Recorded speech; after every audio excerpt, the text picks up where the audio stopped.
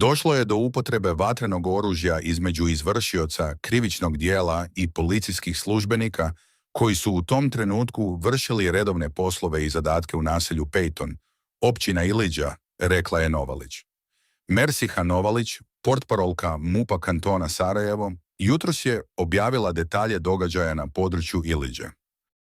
Prema najnovijim informacijama, u naselju Peyton došlo je do pucnjave između muškarca i policije. Mersiha Novalić, portparolka MUP-a kantona Sarajevo, jutros je objavila detalje događaja na području Iliđe.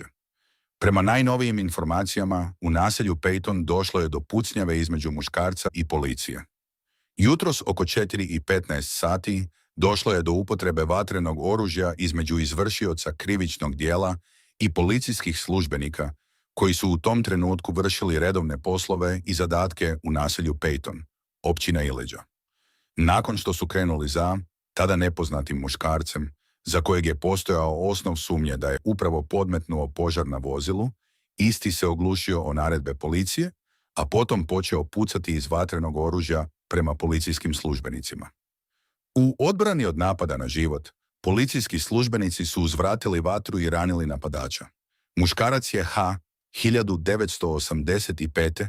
je na ljekarskoj obradi na KCUS i nije životno ugrožen. Obaviješten je dežurni tužilac KT, KS i uviđaj je u toku, navela je Novalić.